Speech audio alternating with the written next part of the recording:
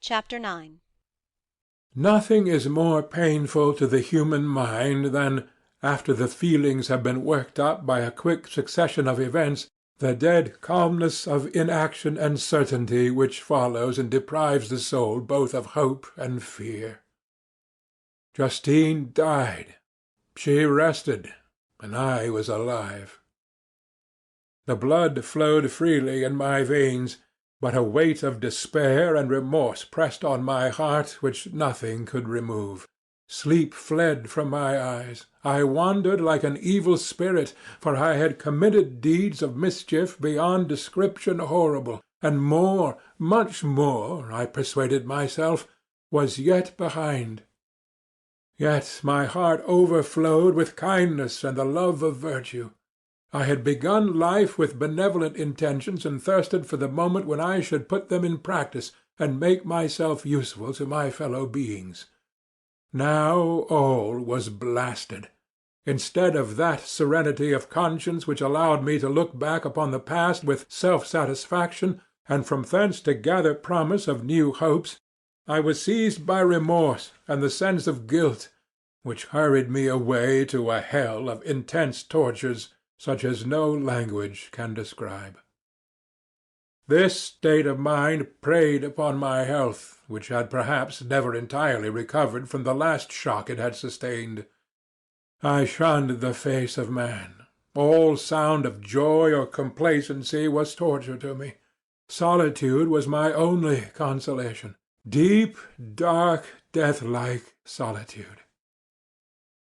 My father observed with pain the alteration perceptible in my disposition and habits, and endeavored, by arguments deduced from the feelings of his serene conscience and guiltless life, to inspire me with fortitude and awaken in me the courage to dispel the dark cloud which brooded over me.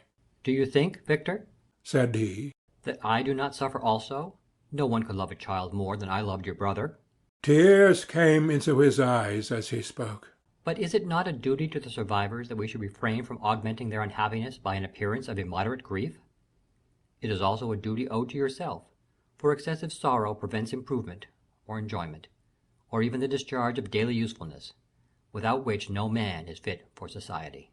This advice, although good, was totally inapplicable to my case. I should have been the first to hide my grief and console my friends, if remorse had not mingled its bitterness, and terror its alarm, with my other sensations. Now I could only answer my father with a look of despair, and endeavor to hide myself from his view. About this time we retired to our house at Bellerive. This change was particularly agreeable to me. The shutting of the gates regularly at 10 o'clock, and the impossibility of remaining on the lake after that hour, had rendered our residence within the walls of Geneva very irksome to me. I was now free. Often, after the rest of the family had retired for the night, I took the boat and passed many hours upon the water. Sometimes, with my sail set, I was carried by the wind, and sometimes, after rowing into the middle of the lake, I left the boat to pursue its own course, and gave way to my own miserable reflections. I was often tempted, when all was at peace around me, and I the only unquiet thing that wandered restless in a scene so beautiful and heavenly, if I, except some bat or the frogs, whose harsh and interrupted croaking was heard only when I approached the shore, often, I say, I was tempted to plunge into the silent lake, that the waters might close over me and my calamities forever. When I was restrained, when I thought of the heroic and suffering Elizabeth, who I tenderly loved, and whose existence was bound up in mine. I thought also of my father and surviving brother. Should I by my base desertion leave them exposed and unprotected to the malice of the fiend whom I had let loose among them? At these moments I wept bitterly, and wished that peace would revisit my mind, only that I might afford them consolation and happiness. But that could not be. Remorse extinguished every hope. I had been the author of unalterable evils, and I lived in daily fear lest the monster whom I had created should perpetrate some new wickedness. I had an obscure feeling that all was not over, and that he would still commit some signal crime which by its enormity should almost efface the recollection of the past. There was always scope for fear so long as anything I loved remained behind. My abhorrence of this fiend cannot be conceived. There was always scope for fear so long as anything I loved remained behind. My abhorrence of this fiend cannot be conceived. When I thought of him, I gnashed my teeth, my eyes became inflamed, and I ardently wished to extinguish that life which I had so thoughtlessly bestowed. When I reflected on his crimes and malice, my hatred and revenge burst all bounds of moderation. I would have made a pilgrimage to the highest peak of the Andes, could I, when there, have precipitated him to their base. I wished to see him again, that I might wreak the utmost extent of abhorrence on his head, and avenge the deaths of William and Justine. Our house was the house of mourning. My father's health was deeply shaken by the horror of the recent events. Elizabeth was sad and desponding. She no longer took delight in her ordinary occupations. All pleasure seemed to her sacrilege toward the dead. Eternal woe and tears she then thought was the just tribute she should pay to innocence so blasted and destroyed. She was no longer that happy creature who in earlier youth wandered with me on the banks of the lake and talked with ecstasy of our future prospects. The first of these sorrows which are sent to wean us from the earth had visited her, and its dimming influence quenched her dearest smiles. "When I reflect, my dear cousin," said she, "on the miserable death of Justine Moritz, I no longer see the world and its works as they before appeared to me. Before, I looked upon the accounts of vice and injustice that I read in books or heard from others as tales of ancient days or imaginary evils. At least they were remote and more familiar to reason than to the imagination. But now misery has come home, and men appear to me as monsters thirsting for each other's blood. Yet I am certainly unjust. Everybody believed that poor girl to be guilty, and if she could have committed the crime for which she suffered, assuredly she would have been the most depraved of human creatures. For the sake of a few jewels, to have murdered the son of her benefactor and friend, a child whom she had nursed from its birth, and appeared to love as if it had been her own. I could not consent to the death of any human being, but certainly I should have thought such a creature unfit to remain in the society of men. But she was innocent. I know, I feel she was innocent. You are of the same opinion, and that confirms me. Alas!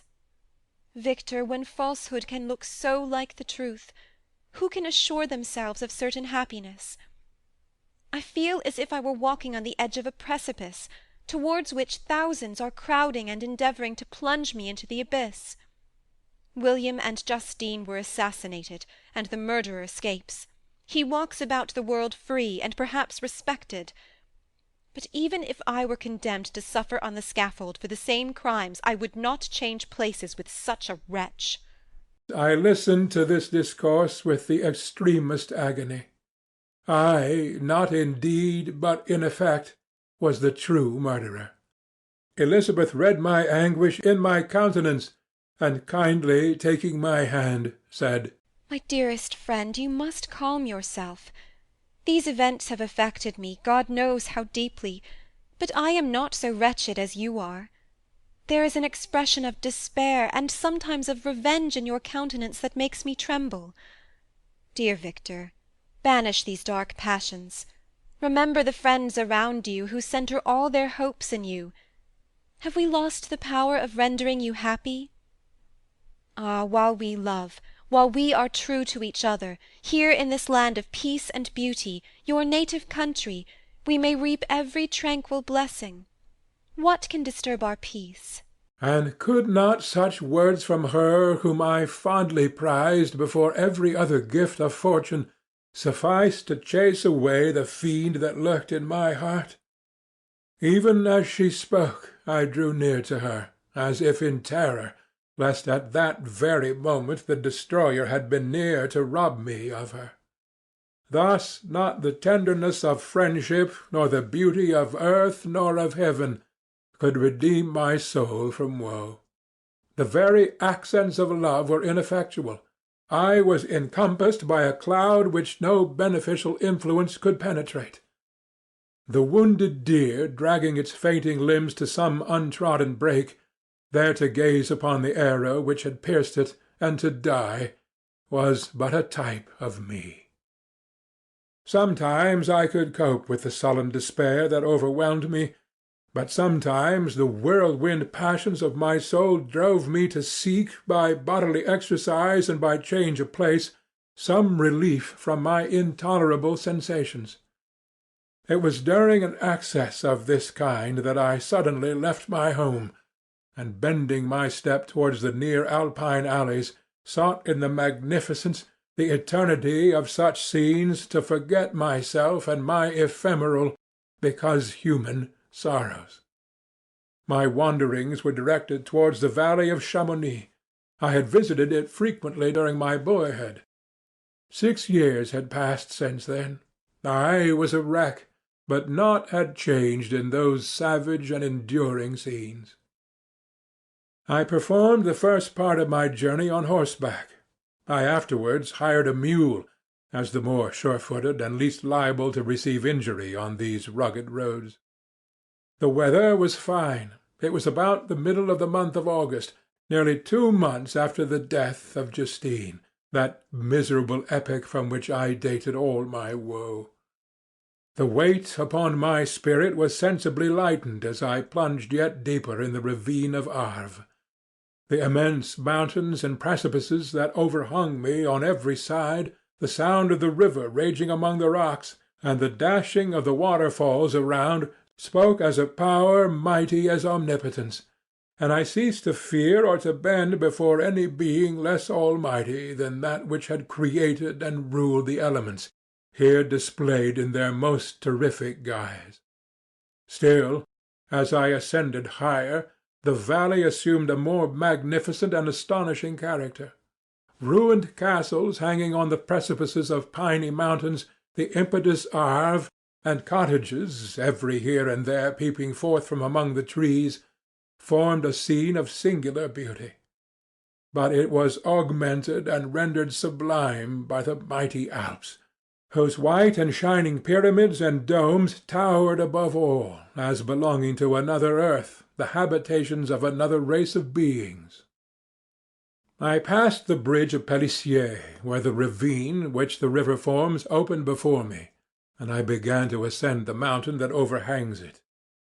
Soon after I entered the valley of Chamonix. This valley is more wonderful and sublime, but not so beautiful and picturesque as that of Cervaux, through which I had passed.